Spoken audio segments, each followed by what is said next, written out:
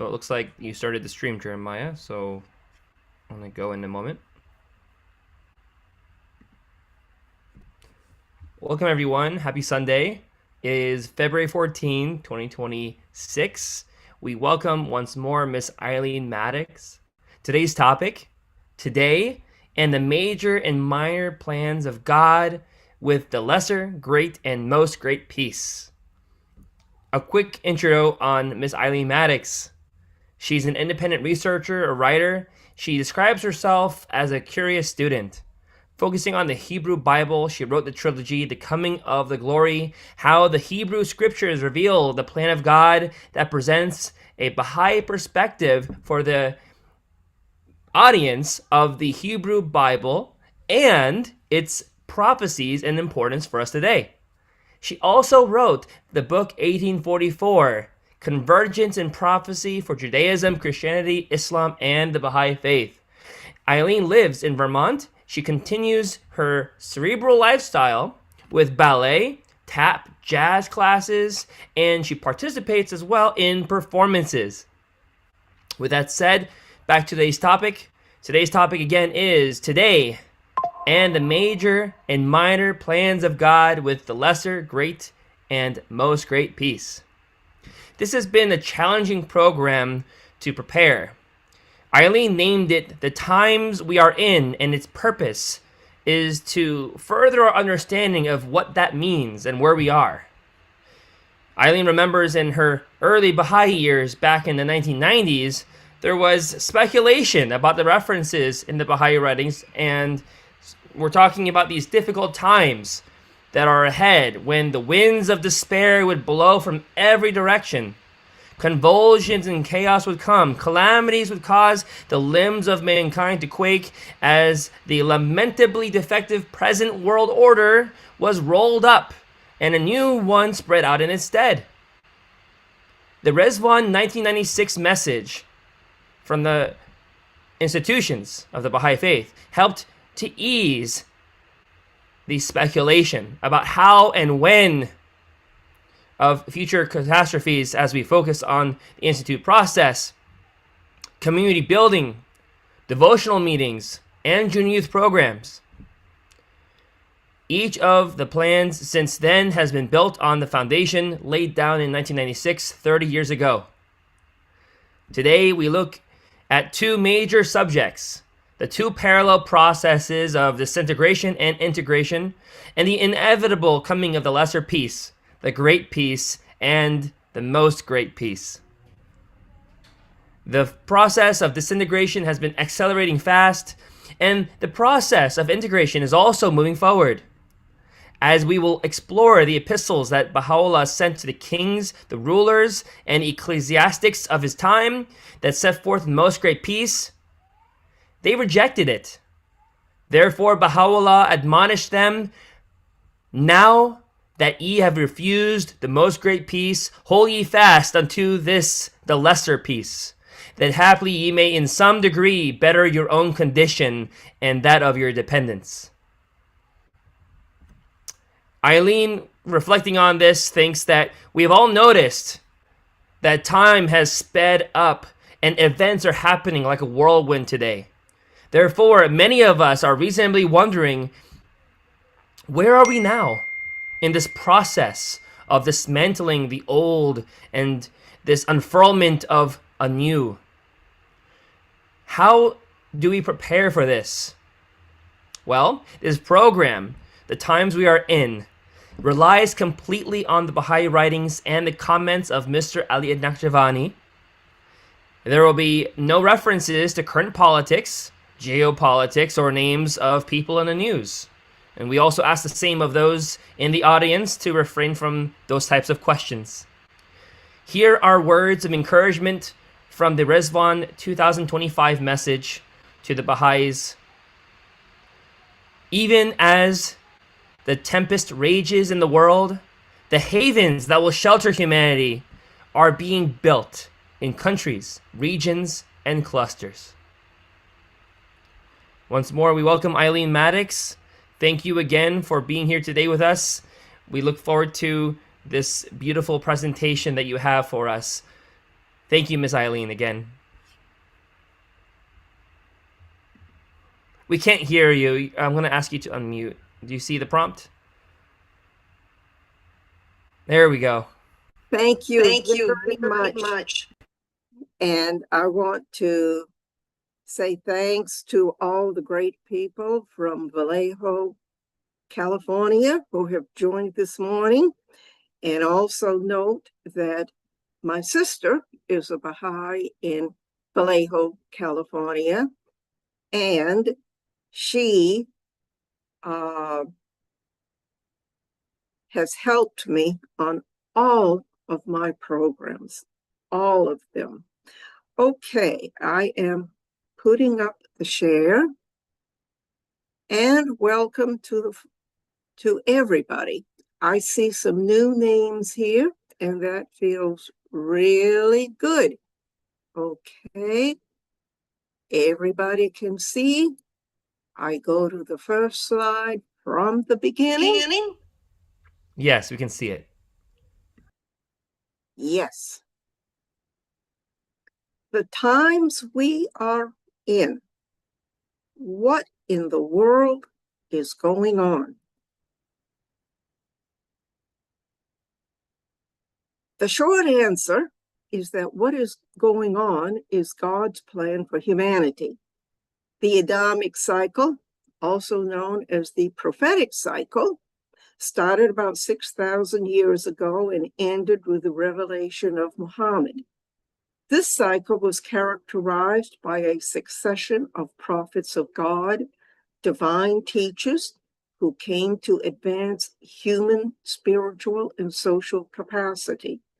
With the event of the Bab in 1844, we entered the cycle of fulfillment. The disintegration of the old world order and integration of the new has brought major upheavals, chaos.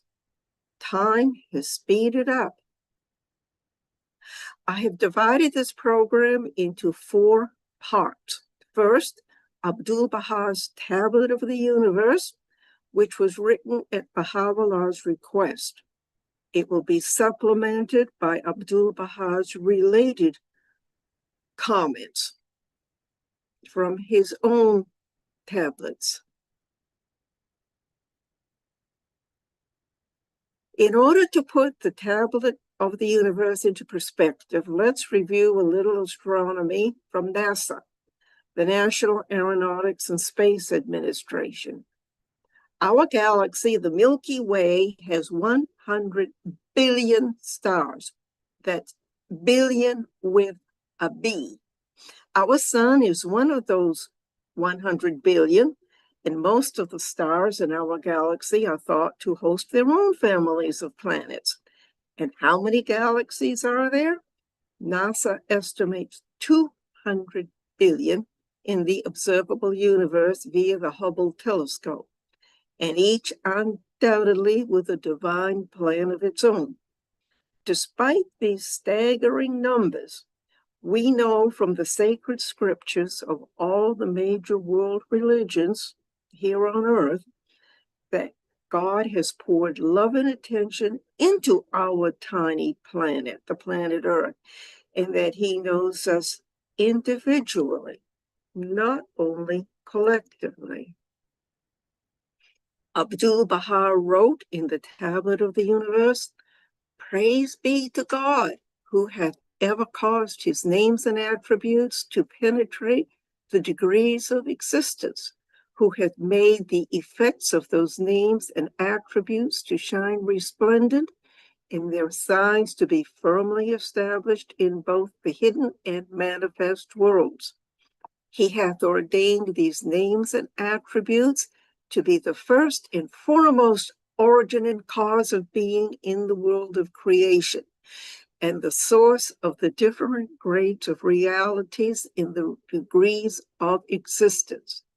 When, through its power of attraction and propagation, the day stars of names and attributes shone upon the hidden realities in the heart of the unseen realm, they issued forth, were spread abroad, scattered about, set in order, became the recipients of the grace of God and his outpourings, and were made to be the sole manifestations of the divine conditions and eternal signs.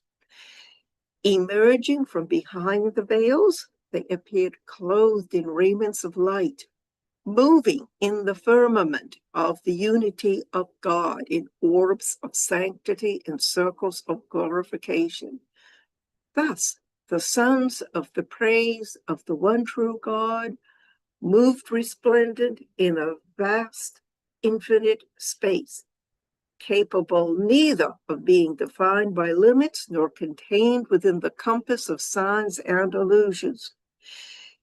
Is there a hint here of the prophets of God, the manifestations of God, whose names and the dawning points of God's attributes they are?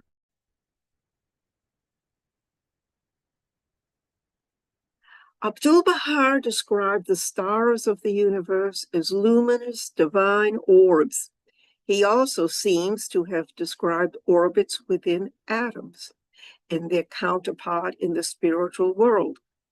Abdu'l-Bahá wrote that the spherical harmonics of electrons, protons, and neutrons are bound by the attraction of a force generated by the electric field of the atom.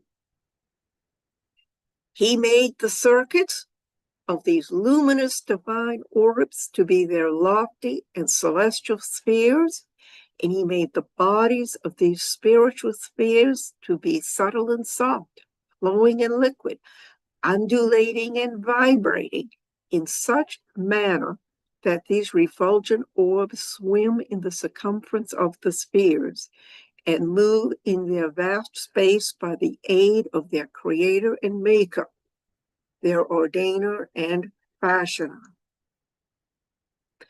God brought into being a universal attractive force between these bodies to hold sway over them and govern them, a force deriving from the firm ties, the mighty correspondence and affinity that exist between the realities of this limitless world. And what is this universal attractive force?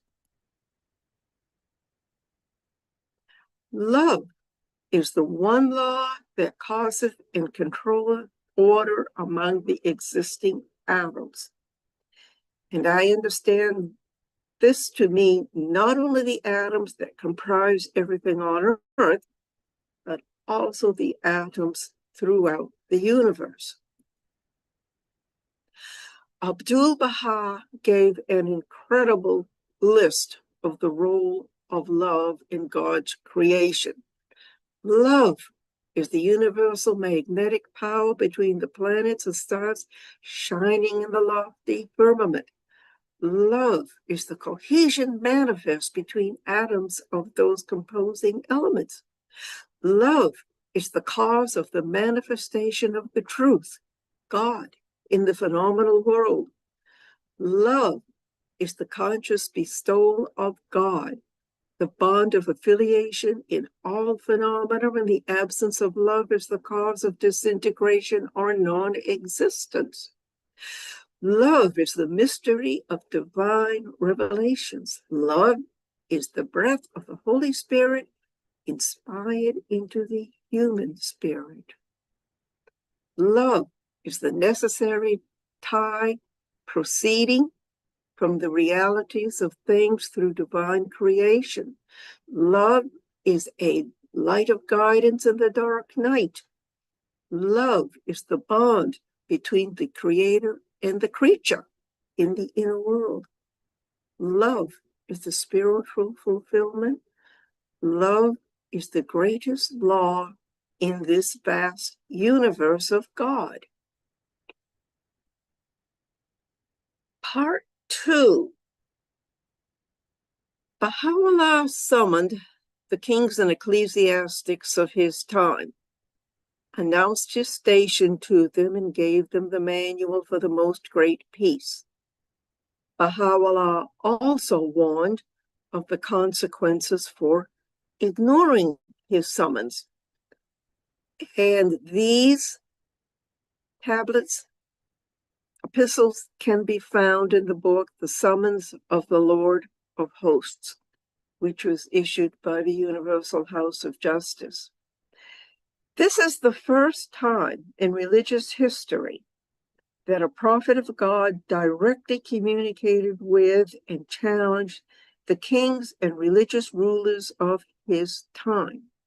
These epistles were written both collectively to the kings and religious leaders and also individually to some of them in the late 1860s and early 1870s. They were a proclamation to the world. Most of the messages, again, are compiled in the Summons of the Lord of Hosts. Shoghi Effendi quoted Baha'u'llah's comments on these epistles. Never since the beginning of the world, Baha'u'llah himself affirms, hath the message been so openly proclaimed. Each one of them, he specifically referring to the tablets addressed by him to the sovereigns, hath been designated by a special name. The first hath been named the rumbling, the second the blow, the third the inevitable, the fourth the plague, the fifth catastrophe, and others, the stunning trumpet blast, the near event, the great terror, the trumpet, the bugle, and the like, so that all the peoples of the earth may know of a certainty and may witness with outward and inner eyes that he who is the Lord of names hath prevailed and will continue to prevail under all conditions over all men. We will look briefly at a few of these tablets to get the essence of Baha'u'llah's message to humanity. Note in the summons to Pope Pius IX how Baha'u'llah proclaimed his station as he did at the beginning of all of his epistles. O Pope, rend the veils asunder. He who is the Lord of Lords is come overshadowed with clouds, and the decree hath been fulfilled by God, the Almighty, the unrestrained. Say, stay your pens, O concourse of divines, for lo, the shrill voice of the pen of glory hath been lifted up between earth and heaven. Cast away all that ye possess, and take fast hold of that which we have revealed unto you with power and authority. This proclamation was then followed with these directives. Abandon thy kingdom unto the kings, and emerge from thy habitation with thy face set towards the kingdom, and detached from the world. Then speak forth the praises of thy Lord betwixt earth and heaven. Napoleon III was the nephew of Napoleon I, who was defeated at the Battle of Waterloo, which we've all heard about, I'm sure, and was forced to abdicate and then died in exile in 1821. His nephew became Napoleon III in 1852. He received two epistles from Baha'u'llah, the first of which seems to have been a collective message to rulers. Baha'u'llah wrote, troubles such as no eye hath beheld have touched this wronged one. In proclaiming his cause, he in no wise hesitated, addressing himself unto the kings and rulers of the earth. May God, exalted be he, assist them. He imparted unto them that which is the cause of the well-being, the unity, the harmony, and the reconstruction of the world, and of the tranquility of the nations. Among them was Napoleon III, who was reported to have made a certain statement, as a result of which we sent him our tablet while in Adrianople. To this, however, he did not reply. And this is from the Epistle to the Son of the Wolf, which was the last major tablet, I believe, that Baha'u'llah wrote.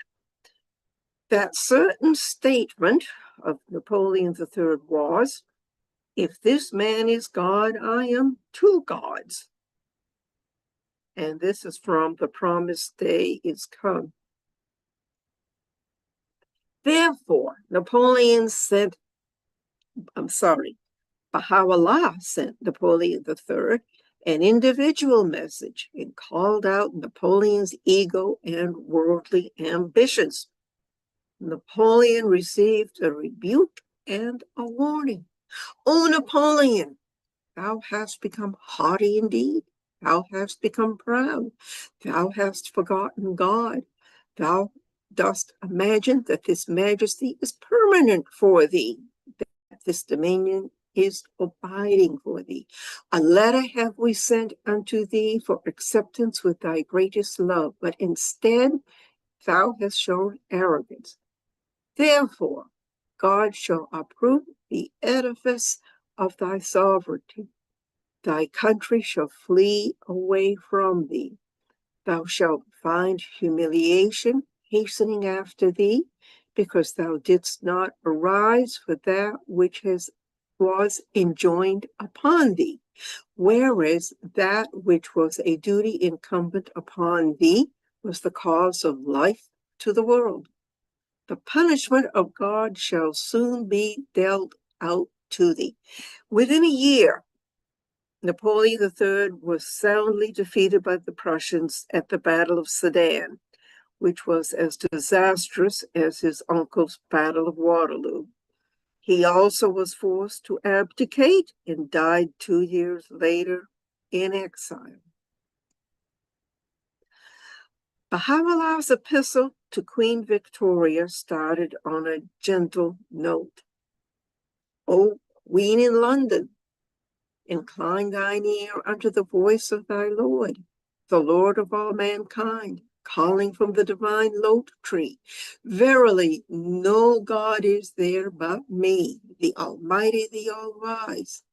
Cast away all that is on earth and attire the head of thy kingdom with the crown of the remembrance of thy Lord, the All-Glorious.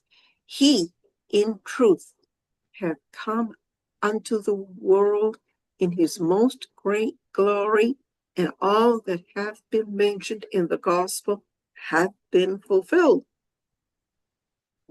Baha'u'llah favored republican monarchies as the best form of government, and in that regard, he continued, "We have also heard that thou hast entrusted the reins of counsel unto the hands of the representatives of the people.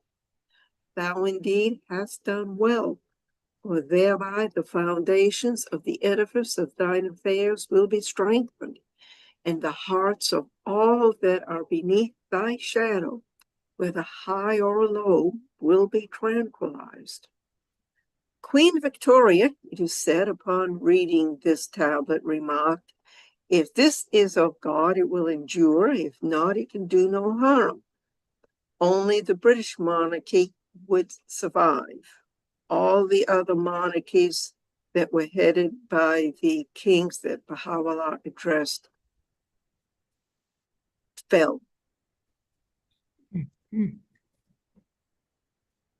Baha'u'llah included in his epistle to Queen Victoria guidance and admonitions actually addressed collectively to all the rulers, and it can also be found in several other epistles to the rulers. "We behold it in this day at the mercy of rulers so drunk with pride that they cannot discern clearly their own best advantage, much less recognize a revelation so bewildering and challenging as this.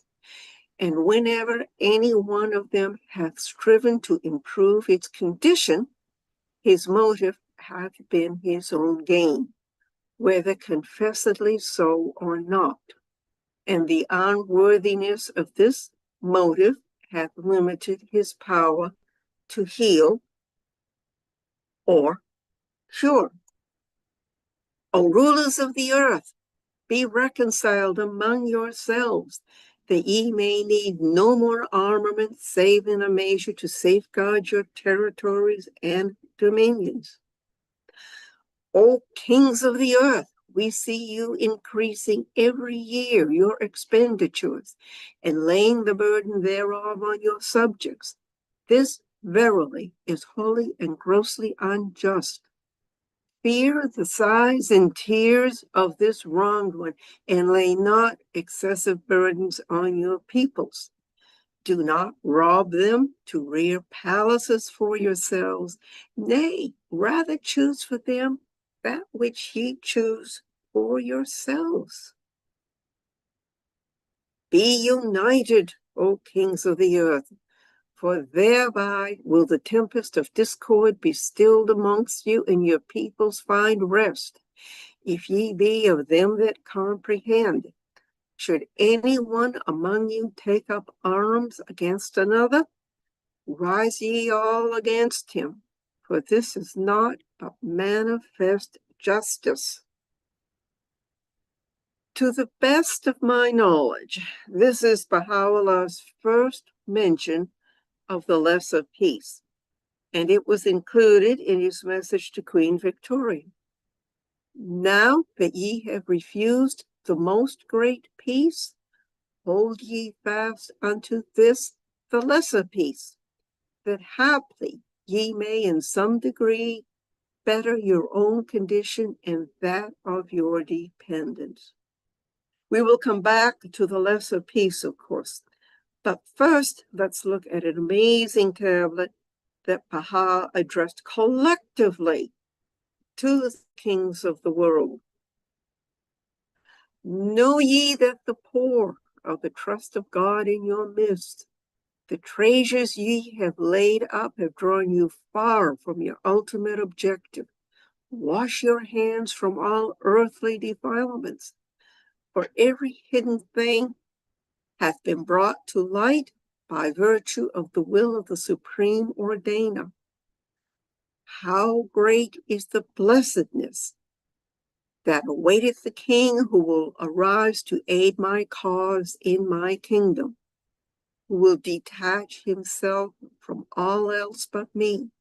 Such a king is numbered with the companions of the crimson ark, the ark which God hath prepared for the people of Baha.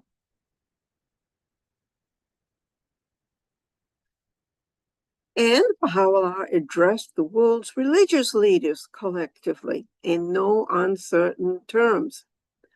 O concourse of divines, fling away idle fancies and imaginings, and turn then towards the horizon of certitude.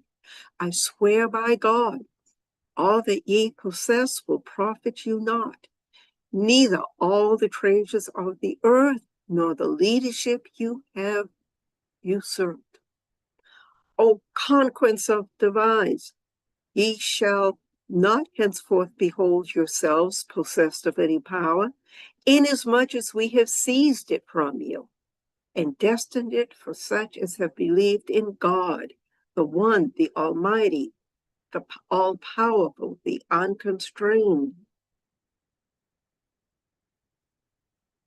And lastly, Baha'u'llah addressed the rulers of America.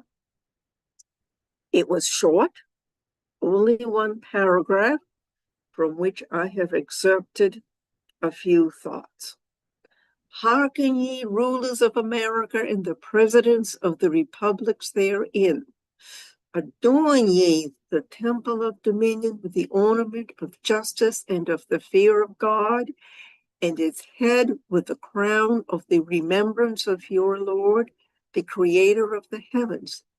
The promised one hath appeared in this glorified station, whereat all beings, both seen and unseen, have rejoiced, Take ye advantage of the day of God.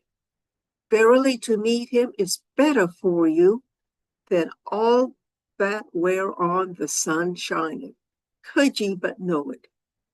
Bind ye the broken with the hands of justice, and crush the oppressor.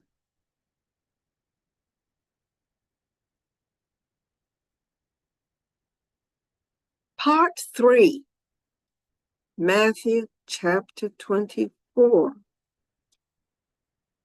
One day, as Jesus left the temple and was walking away, his disciples came up to him to call his attention to its buildings. And Jesus responded, Truly, I tell you, not one stone here will be left on another. Everyone will be thrown down. Later, as Jesus was sitting in the Mount of Olives, the disciples came to him privately. Tell us, when will this happen? And what will be the sign of your coming and of the end of the age? As a manifestation of God, Jesus knew that the end of the age, the Adamic age, would end in 1844 with the coming of the Bab, about 1800 years in the future, of where he and his disciples were at that point. He and Baha'u'llah also knew, it seems obvious to me, that the kings and religious leaders would not recognize Baha'u'llah or accept the most great peace that he offered. Matthew 24 addresses the chaos and suffering that would result. However, the disciples and early Christians expected Jesus to return relatively soon. And over the millennia, there were many times of peril when Christians thought the end times were upon them. But the end of the age could not be hastened. It would not come until 1844. And Jesus answered the question that his disciples asked. And these are excerpts, of course, from Matthew 24. Watch out that no one deceives you, for many will come in my name, claiming, I am the Messiah, and will deceive many. You will hear of wars and rumors of wars, but see to it that you are not alarmed. Such things must happen, but the end is still to come. Nation will rise against nation and kingdom against kingdom. There will be famines and earthquakes in various places. All these are the beginning of earth pangs. Because of the increase of wickedness, the love of most will grow cold, but the one who stands firm to the end will be saved. And this gospel of the kingdom will be preached in the whole world as a testimony to all nations, and then the end will come. Jesus spoke a lot about the kingdom of God, and he said that it would be preached everywhere in the world before the end of 1844. The Christian Bible societies, especially in the 19th century, sent missionaries and delivered Bibles around the world. By the 1830s, Christianity had been spread throughout the world. The kingdom of God is a major theme in the Baha'i writings also, which is now being spread throughout the world during this new age of fulfillment. I suspect that the kingdom is not an absolute concept in time and space.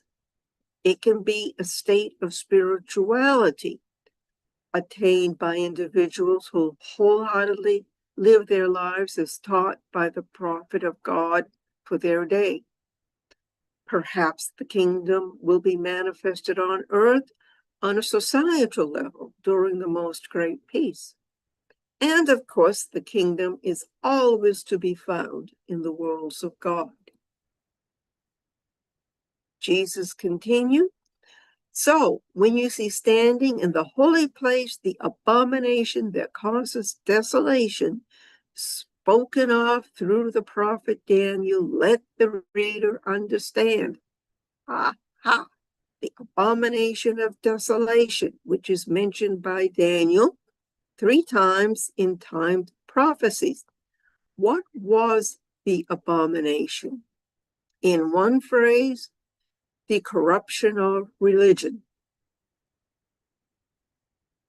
And Daniel said, it will take 2,300 evenings and mornings, then the sanctuary will be reconsecrated.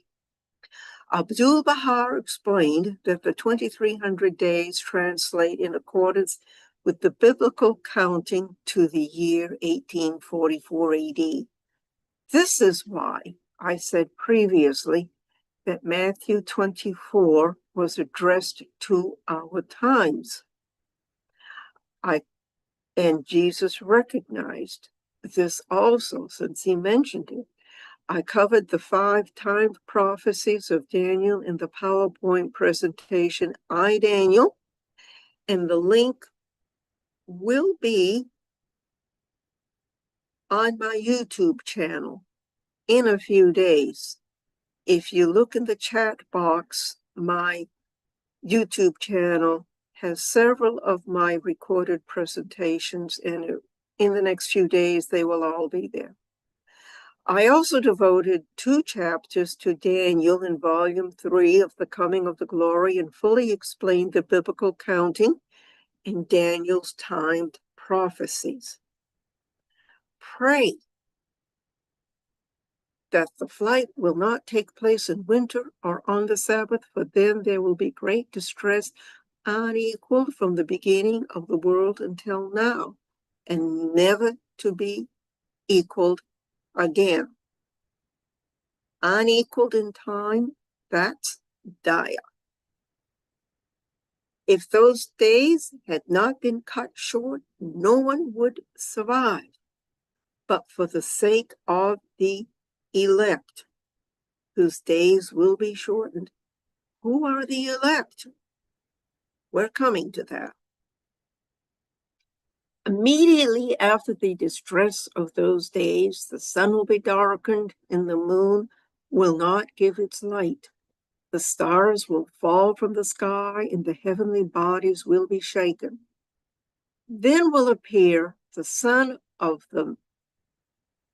Man, the sign of the Son of Man in heaven. And then all the peoples of the earth will mourn when they see the Son of Man coming on the clouds of heaven with power and great glory.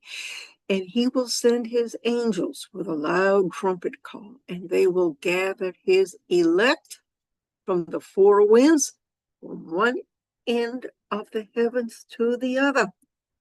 Okay. The sun, moon, stars, and heavenly bodies are the leaders of the people in all areas of life who will lose their power, credibility, and reputation. The clouds of heaven symbolize the fog, confusion, and erroneous expectations that prevent people from recognizing the manifestation of God for that day. And who are the elect? Christian theology generally defines the elect as individuals chosen by God for a specific purpose or destiny, often associated with salvation and eternal life. The elect also can mean the saved, whether by the grace of God or an individual's belief in Jesus as their Savior. The Baha'i writings give a different perspective on who are the elect. Abdu'l-Bahá wrote, the great mass of humanity does not exercise real love and fellowship. The elect of humanity are those who live together in love and unity. They are preferable before God because the divine attributes are already manifested in them. How simple, how profound. And it seems that those elect will be spared, I would imagine, because they will be needed to rebuild civilization, a spiritually based civilization.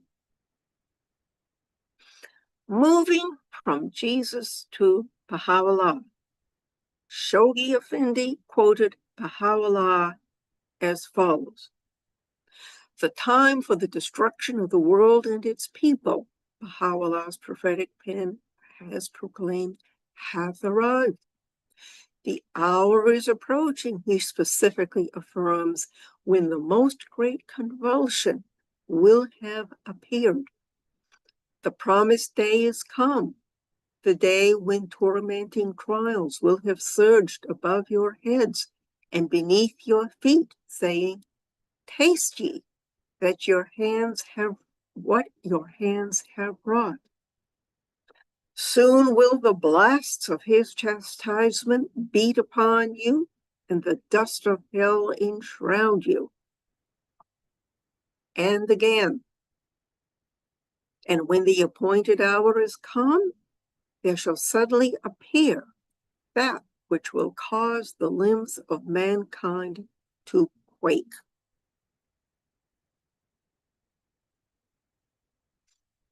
The day is approaching when its flame will devour the cities, when the tongue of grandeur will proclaim, "The kingdom is God's, the Almighty, the All-Praised." The day is approaching, he moreover hath prophesied, when the wrathful anger of the Almighty will have taken hold of them. He shall cleanse the earth from the defilement of their corruption, and shall give it for a heritage unto such of his servants as are nigh unto him. All of these very heavy words. Shoghi Effendi's own words were, "This judgment of God, as viewed by those who have recognized Baha'u'llah as his mouthpiece and his greatest messenger on earth, is both a retributory calamity and an act of holy and supreme discipline. It is at once a visitation from God and a cleansing process for all mankind. Its fires punish the perversity of the human race and weld its component parts into one organic, indivisible, world-embracing community." And from the Rizvan 2025 message less than a year ago, "Against the gloom of a stormy sky, how bright the light that gleams from your devoted efforts. Even as the tempest rages in the world, the havens that will shelter humanity are being built in countries, regions, and clusters. Aha, the 9-year plan, the community building that the Baha'is all over the world are engaged in." Part 4. The lesser peace, the great peace, and the most great peace. Judging from the comments we have just read from 2 manifestations of God, the world will eventually choose peace because it will be too exhausted and will have suffered too much to continue as before. Let's look at the process humanity will go through and see where we are. First will come the lesser peace. Baha'u'llah himself only mentioned the lesser peace 4 or 5 times, and what's shown in this slide was his last. Note how he tasks the kings, meaning all the rulers, to achieve the lesser peace. We pray God, exalted be his glory, and cherish the hope that he may graciously assist the manifestations of affluence and power in the day springs of sovereignty and glory, the kings of the earth. May God aid them through his strengthening grace to establish the lesser peace. This indeed is the greatest means for ensuring the tranquility of the nations. It is incumbent upon the sovereigns of the world, may God assist them, unitedly to hold fast unto this peace, which is the chief instrument for the protection of all mankind.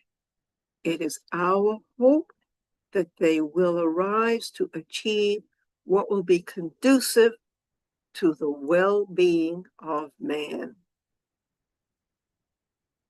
The characteristics of the lesser peace are quite straightforward. This lesser peace is one that is solely founded upon political considerations and requirements. In other words, although its future constitution will, to some extent, be influenced by moral and ethical standards, it will undoubtedly be devoid of the bounty of the spiritual principles of the cause of God. And that is Ali Nachkavani's words. Political unity will be achieved by the governments of the world. The lesser peace will be noted for the absence of war. Religious strife and racial prejudice will not have entirely left the hearts of mankind, although it will be muted. The Baha'i communities, building their communities and influencing the larger communities. The Great Peace. Not much has been written about the Great Peace. The writings usually taught in terms of the lesser peace and the most great peace. Ali Nachkavani mentioned the Great Peace in a talk he gave many years ago, which was subsequently published in the Lights of Irfan. As I studied his remarks, it became clear to me that this is where the really hard work of preparing for the most great peace would be done, and where the Baha'i influence would become more and more prominent. Here are the main points that Ali Nachkavani made. It can therefore be concluded that humanity has three processes ahead of itself: the lesser peace, the great peace, the most great peace. The great peace between the lesser and the most great peace will be the responsibility of the kings and rulers, but the Baha'is must continue their efforts. A world federation of independent nations will be established with an abiding consciousness of world citizenship. Economic barriers must be eliminated, the independence of labor and capital recognized, the flames of racial animosity and militant nationalism must be stilled. A single code of international law must be devised. The clamor of religious fanaticism and strife will have been forever stilled. A single code of national law shall have as its sanction the instant and coercive intervention of the combined forces of the federated units. A world community in which the fury of a capricious and militant nationalism will have been transmuted into an abiding consciousness of world citizenship that will begin to outline the order anticipated by Baha'u'llah, an order that shall come to be regarded as the fairest fruit of a slowly maturing age. Shoghi Effendi wrote about a twofold process. A twofold process, however, can be distinguished, each tending in its own way and with an accelerated momentum to bring to a climax the forces that are transforming the face of our planet. And let's look at these two forces and how they are interacting. Soon will the present day order be rolled up and a new one spread out in its stead. Baha'u'llah didn't say someday, he said soon. And I have tried to portray as much as I can in this chart, which has been through many iterations during the process. So let's see how it goes today. This chart shows the processes that are at work. The black line is the disintegrating process, and it goes all the way down here to when the old world order is rolled up. I see them as, well, let's go to the green arrows. This is the integrating process, which is the lesser piece working its way, well, maybe not quite yet, but it's the forces that will lead to the lesser piece. And eventually we will reach the most great piece. And this little figure in the middle looks sad after all he has been through, right at the intersection of disintegration and integration. Perhaps this is where the lesser piece will kick in. I don't know for sure, but let's see. Adib Tarhezardi, who was one of the foremost scholars of the Baha'i faith, stated that he learned from the letters of Shoghi Effendi that an almost imperceptible third line runs between the two lines of integration, disintegration, and integration. This new line is the Great Peace, and it will come into existence as an indirect impact of the Baha'i faith on the minds and hearts of men. The line for integration continues into the most great peace. And where are we now? And this is only my personal opinion. My crystal ball was shattered a while ago because it couldn't keep up with the pace of events. That's a joke, of course. I don't use a crystal ball. But I wonder if maybe we are about here in this disintegrating process. And that's simply my guess.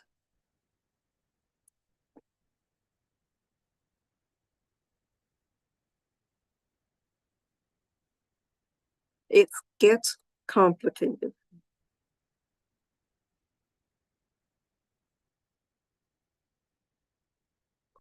Again, from Ali Naqshbandi, by the emergence of the most great peace, the Baha'i teachings will have beyond any doubt penetrated the organs of the lesser peace, leaving no room for religious and racial prejudices, and thus healing the world's spiritual ailments with the blessings of the divine panacea.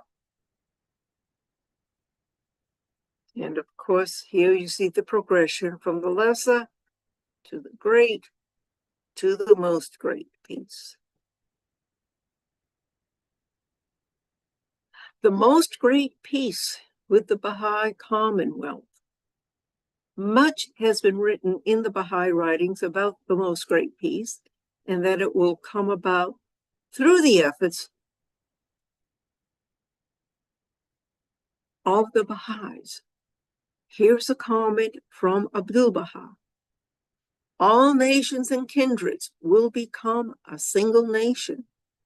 Religious and sectarian antagonism, the hostility of races and peoples, and differences among nations will be eliminated. All men will adhere to one religion, will have one common faith, will be blended into one race, and will become a single people. All will dwell in one common fatherland, which is the planet itself. And as we know, the Most Great Peace will become reality quite a long time from now. But there are several references in the writings as to how we can now start working for the Most Great Peace. And we will assuredly be able to help the process along from the Abba kingdom. Just like Jesus' disciples asked him about the end of the age as they understood it, when will it come? We also ask, when, oh, when will the Most Great Peace come? And the Baha'i faith accepted as the global religion. Adib Taherzade answered this question in Volume 4 of the Revelation of Baha'u'llah series. He wrote, once Barakah asked Baha'u'llah, how will the cause of God be universally adopted by mankind?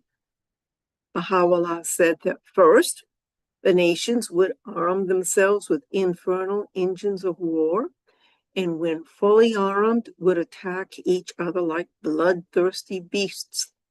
As a result, there would be enormous bloodshed throughout the world.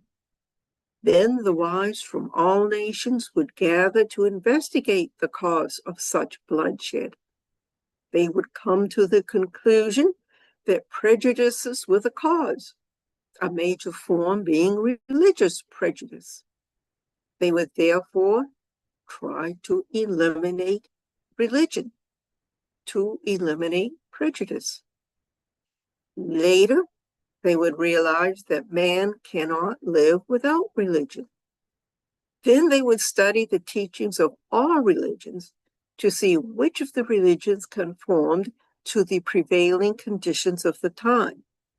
It is then that the cause of God would become universal.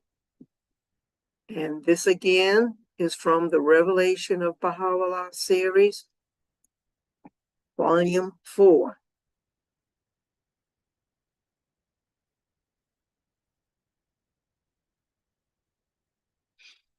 And if too much information has been presented, this program has been recorded and it will be posted on Clearwater, so you will be able to go back to it. Thank you very much, everybody.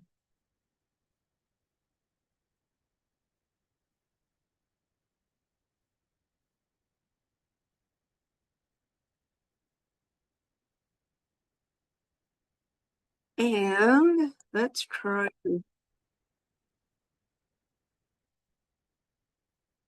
I'm trying to come back into Zoom.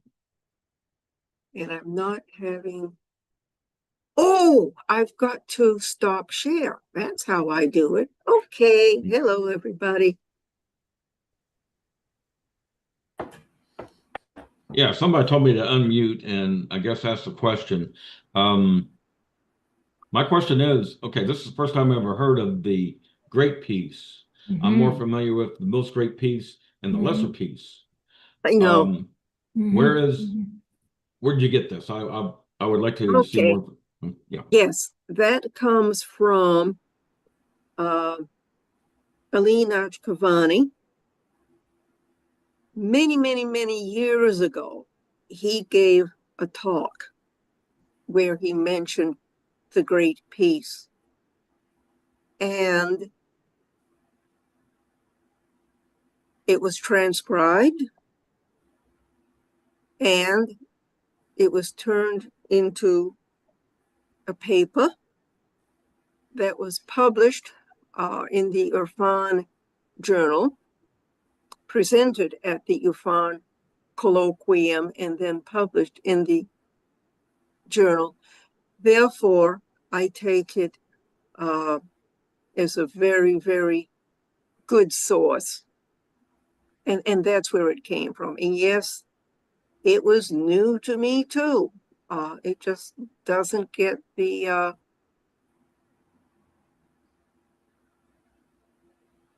When was this conference conducted? oh gosh. Well, it was published in 1999. So I would guess in 1998.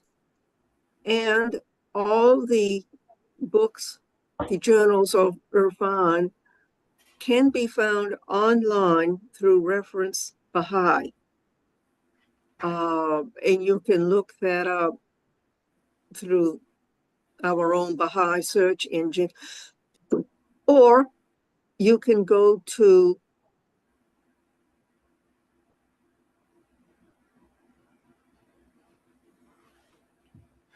Was this kind of like in correspondence of the Promise of Great Peace put up by the Universal House of Justice, or is this something different? oh, is what different? This conference. I mean, there was something from the Universal House of Justice put out. I think it was like Oh, 1985. the Irfan organization is not from the Universal House of Justice. It's an independent organization of scholars. But back when Mr. Naqshbandi was a member of the House of Justice, he did give that talk, which would put it back probably in the early 1990s. And from there, it was transcribed and presented at the colloquium, the Irfan Colloquium. Thank you very much. May I comment? Anybody else? Yeah, Molly had her hand raised, so let's go to Okay. Molly and then we'll go. Mhm. The rulers of America, does he regard also the continent of America, North America, Central, South America? He mentioned the republics and its rulers. Yeah. Well, he did say republics, plural. So I'm sure that he was referring to both North and South America. But at that time, of course, Canada and the United States were the two most dominant countries Right. in the Western Hemisphere. And it was probably addressed primarily to them. But that's just my take on it.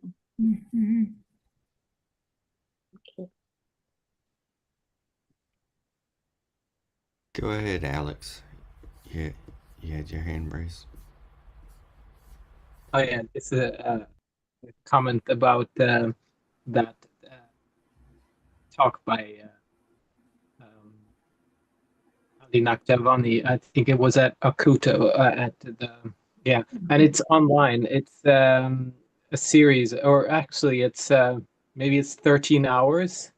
I forget whether it's in one YouTube video or over several, probably over several. But anyway, in that talk, he says, just as Eileen said, that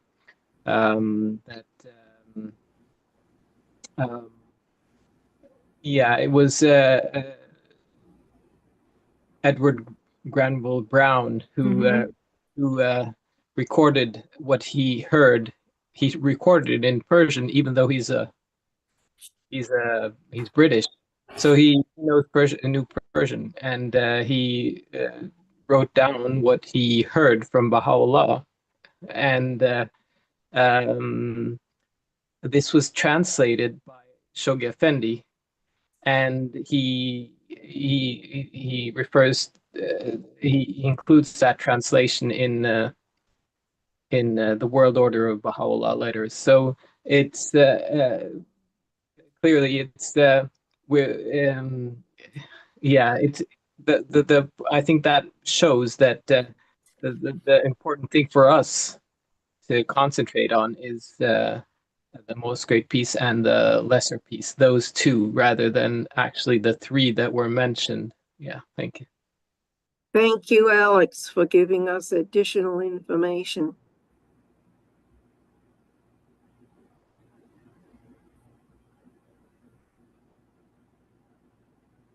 Please, Tineke. Yes, good evening. Here it's evening in Holland.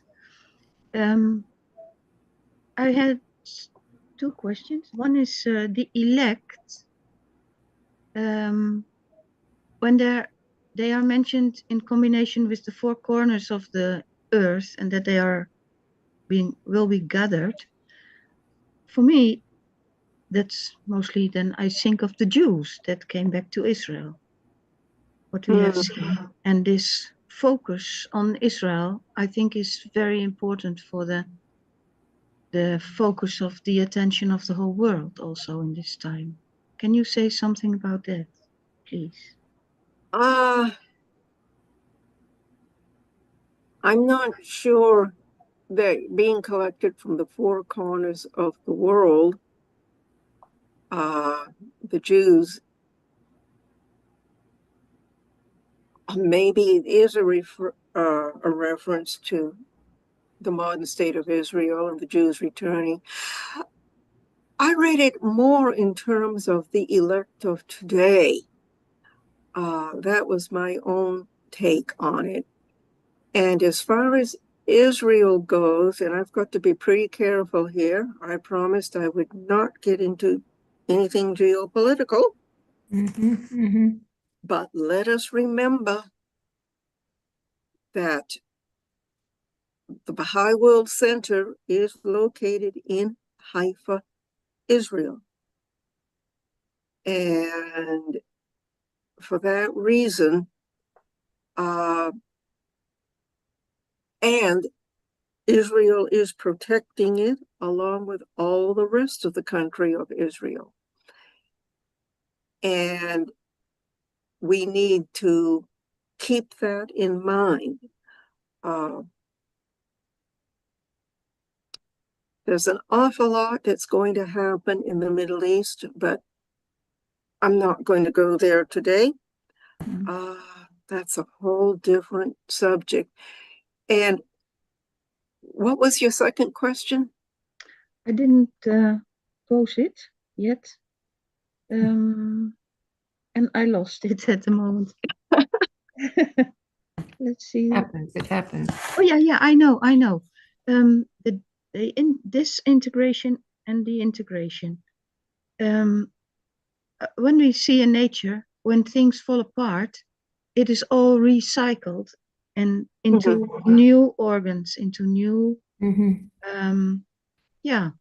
sound collection and harmonious in an harmonious way. So when I look at the institute process that Baha'is are mixing and are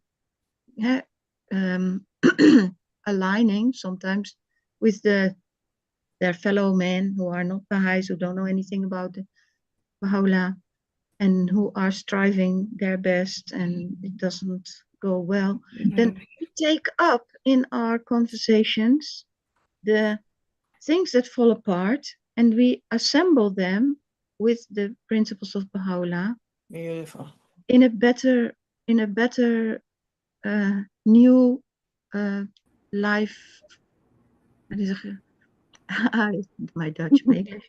In a life strong. I don't know how you say that in English. It has the capacity to grow and to develop and to become healthy and wonderful. Yes. So I think that is integration. Yes, that is integration. Yes. Okay.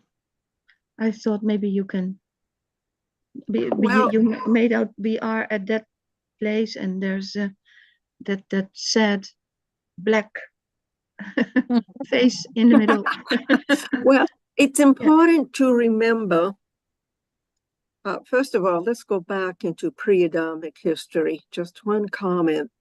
The Baha'i writings often refer to the start of humanity and using the term Adamic. Before the Adamic cycle started in 6000 BC, there were eons of time where humanity still existed, built civilizations, civilizations crumbled, manifestations came. And to consider the enormity of all of this, we can only handle the past 6,000 years because there's nothing left from what came before. So you have the Adamic cycle of 6,000 years, which was when the manifestations came and religion after religion. And that is phasing out. And we have this new cycle coming in to last 500,000 years. This is not going to be quiet. It's going to be the opposite of quiet. This is the first time in the history of what I would call modern humanity, even going back 6,000 years, they're modern compared to those who were before. Just remember the words that Baha'u'llah said describing it. He said it much better than I can. Thank you. Eileen, Yes. I don't know if you remember me or not. I'm Pauline Dermer Cannon. Anyway, we worked together in Greece thousands of years ago. But in regard to your wonderful presentation tonight, I was just delighted to hear you speak and delighted to hear about especially about the Great Peace. But one of the things that I remember very clearly when I was as a pioneer, very young pioneer in Greece, was that we were always like trying to teach the cause. And we were warned not to mention Allahu Akbar, not to do things because it was a church state. Yes. And every 19 days, without fail, the Universal House of Justice sent us a letter saying that our obscurity is our blessing. Peace will come soon. And they would tell us this was every 19 days. It was refreshing to hear you say that.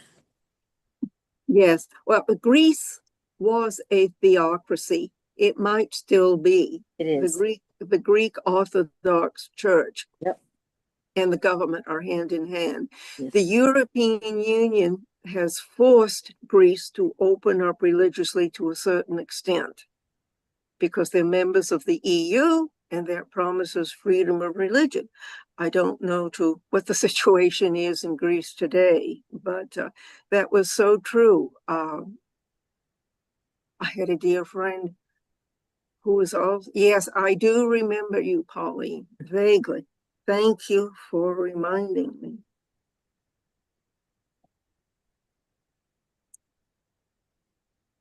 And if we're at a lull, I would just like to draw.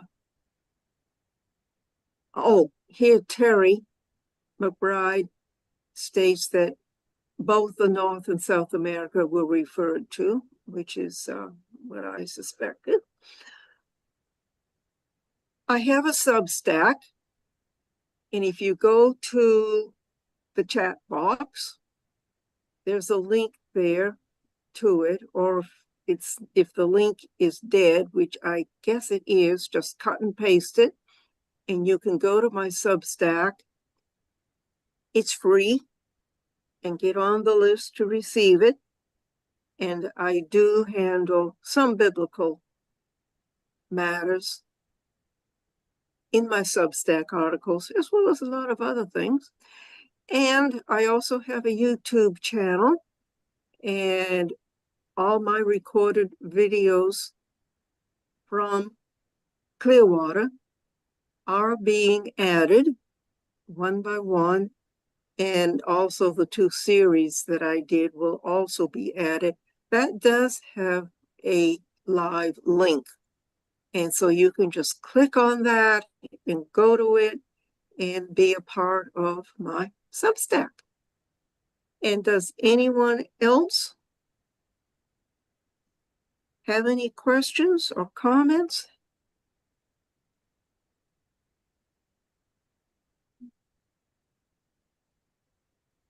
I guess we could ask the question, what's next? Oh my gracious. I don't know. I am working. Well, I'm starting to work. I will start to work this spring on a multi-week series on the book of Revelation and the so-called apocalypse from the Baha'i perspective. I'll try, but that won't be ready for quite a while. In the meantime, I will put together a couple other single programs, but I don't know quite yet on what. It takes 30 to 40 hours to prepare a program and all the PowerPoint and the script. So I have to be careful before I start that I really know where I'm going with it and if I have enough information and if it will be of interest. Thank you for sharing that. It's important for people that are watching this to get a glimpse of it, and I think you've given quite a bit. It's good. So for those of you who are curious, that's a process that's been repeated, rinsed and repeated multiple times. So this is the beauty of the work that Eileen's been bringing time and time again. We're looking forward to it as the next session will near in some months in the future.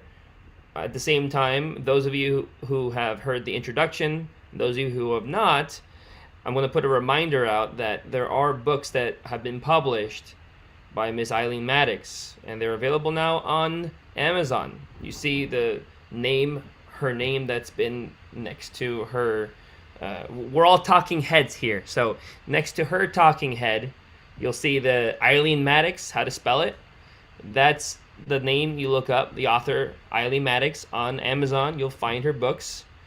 She's published several, and it delves a lot into important topics that, as Baha'is or people who are trying to learn a little bit about some theological underpinnings, how as Baha'is we believe we're connected to all of the world's major religions. That is a really good place to start looking at her books. It's on Amazon. You're all welcome to view them. With that being said, it is almost 12:30 and it is time for us to start closing. So without much further ado, if Miss Eileen, you'd like to offer a closing address? You're muted. Hold on. Sorry. A mute request was sent. Yes. All right. Thank you very much, John. It's been several months since I've been here with Clearwater, and it feels really good to be back. I really appreciate the high number of people who turned out for this morning. And also, I might add that if you do sign up for my Substack, at the bottom of every article, you can order my books at 20 to 25% off if you order directly from the publisher. So that's another inducement to sign up for the Substack. And that's about it. Back to work and think about what the next program will be. Thank you, everyone. We're happy to have you all join us today. Those of you who are on Facebook, on YouTube, please like and subscribe. We appreciate it. Bye, everyone.